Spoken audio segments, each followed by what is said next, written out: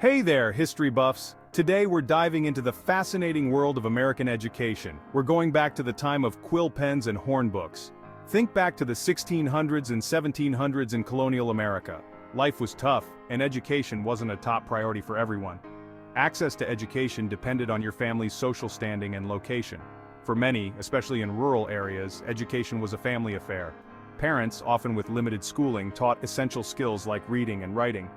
Formal education was more common in towns and cities. Church-run schools emerged, focusing on religious instruction and basic literacy. Education primarily catered to boys, especially from wealthy families. Girls received a more domestic education, preparing them for roles as wives and mothers. Fast forward to the late 1700s. America had just fought a revolution, declaring independence and establishing itself as a new nation. This newfound independence came with a fresh perspective on education. Leaders recognized the importance of an educated citizenry in a democratic society. How could the nation thrive if its people lacked knowledge and critical thinking skills? The post-revolutionary period saw a surge in discussions about education. Thomas Jefferson emerged as a vocal advocate for public education. He believed an informed citizenry was essential for the republic's success. States began taking steps to promote education, seeing it as an investment in their future. As the nation grappled with the challenges of establishing a new government and society, a parallel movement was taking place in the realm of higher education. The late 18th and early 19th centuries saw the founding of several prestigious colleges, institutions that would go on to become cornerstones of American higher education. Among these early institutions were Yale University, founded in 1701, Princeton University, established in 1746, and Columbia University, founded in 1754. These colleges, initially rooted in religious affiliations, played a pivotal role in shaping the intellectual landscape of the young nation. They provided a space for rigorous academic inquiry, attracting scholars and students from across the colonies and later, the states. These early colleges, with their focus on classical education, including Latin, Greek, philosophy, and theology, catered primarily to the elite. However, they also served as important centers of research and scholarship, contributing to the growing body of knowledge in various fields. Their influence extended beyond the classroom, shaping the cultural and intellectual discourse of the nation. Section 4. Jefferson's Vision, Enlightenment Ideals, Shaping Education.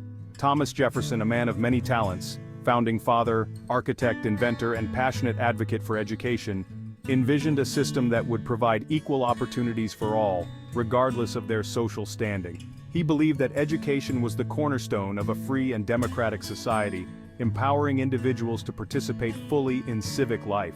Jefferson's vision was deeply rooted in the ideals of the Enlightenment, a period of intellectual ferment that emphasized reason, science, and individual liberty. He argued that education should be accessible not just the privileged few, as it was essential for personal fulfillment, economic prosperity, and the advancement of knowledge. While Jefferson's vision of a truly universal public education system remained elusive during his lifetime, his ideas planted the seeds for future reforms. His advocacy for education, coupled with the growing recognition of its importance, set the stage for significant changes in the American educational landscape. Section 5. The Bay State takes the lead. Massachusetts and free public education. Now let's turn our attention to Massachusetts, a state that played a pivotal role in shaping the future of American education. In the early 19th century, Massachusetts became the first state to establish a system of free public education, a landmark achievement that would have a ripple effect across the nation. This wasn't just about offering free schooling, it was about creating a system that benefited everyone, regardless of their background. This groundbreaking move was driven by a number of factors, including the state's strong Puritan heritage, which emphasized the importance of literacy for religious reasons, and the growing influence of Enlightenment ideals, particularly the belief in the power of education to create a more just and equitable society. Massachusetts, with its forward-thinking leaders, recognized that an educated citizenry was not only a moral imperative, but also essential for economic growth and civic engagement.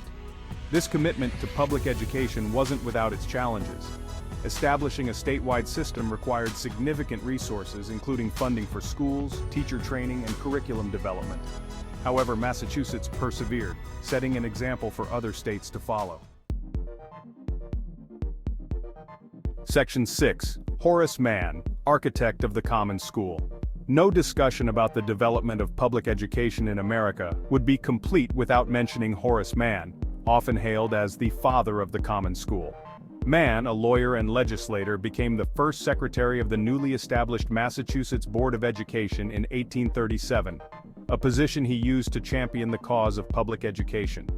Mann, deeply passionate about the transformative power of education, believed that it was the great equalizer, the key to breaking down social barriers and creating a more just and prosperous society.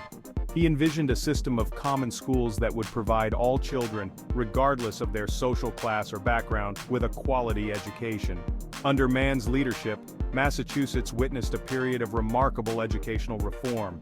He advocated for increased funding for public schools, improved teacher training, and a standardized curriculum.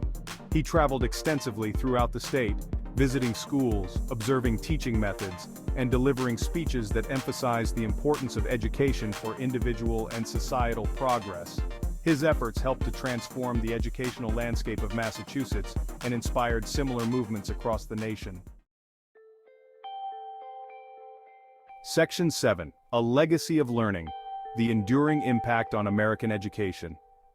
The story of American education is a testament to the belief in the power of knowledge and its ability to shape individuals and society. From its humble beginnings in colonial times to the establishment of free public education and the rise of renowned universities, the American education system has undergone a remarkable transformation.